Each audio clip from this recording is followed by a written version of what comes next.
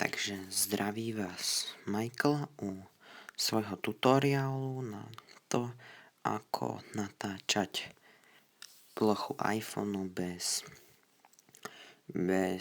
počítača. Androidy, ak chcete s nimi natáčať bez počítača, tak tam potrebujete root, ale iPhony nie. Ale väčšina ľudí nevie takto natáčať, respektíve na YouTube je plno tutoriálov, ale žiaden nie ani v slovenčine, ani češtine.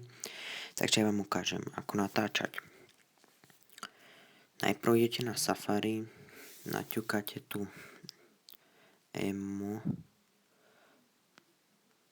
for iOS a presmeruje vás to na túto stránku. Dajte inštalovať, ale keďže ja to mám nainštalované, tak nepotrebujem. Potom, keď to budete mať nainštalované, zavriete to. Keď sa vám to nenainštaluje, na prvýkrát nezúfajte, ja som to inštaloval, tuším na nejaký 5. 6. pokus, takže a keď vám to nepôjde, vypnite si mobil a skúste to nainštalovať znova.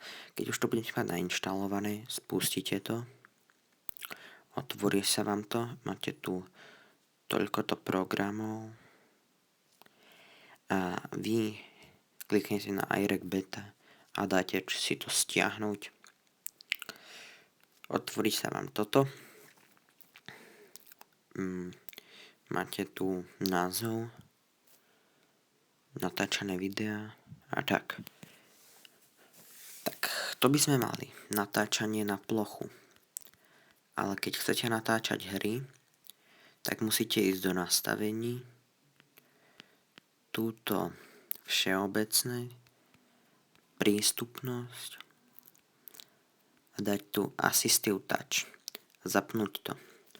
Keď to nezapnete, tak nebudete natáčať hry. Budete mať iba čiernu obrazovku. Keď si to zapnete, tak vám to natáčanie hier pôjde. Takže tak. Potom, keď natáčate, si to môžete vypnúť. Ešte si pozrieme, ako to nastaviť, aby vám to išlo čo najlepšie. Úplne dole budete mať túto iRec. Defaultne to budete mať nastavené takto. A keď chcete natáčať hry, toto necháte, nastavíte 30 a túto 6000.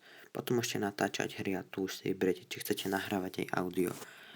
Tak dúfam, že vám tento tutoriál pomohol a pri ďalšom videu zase dovidenia.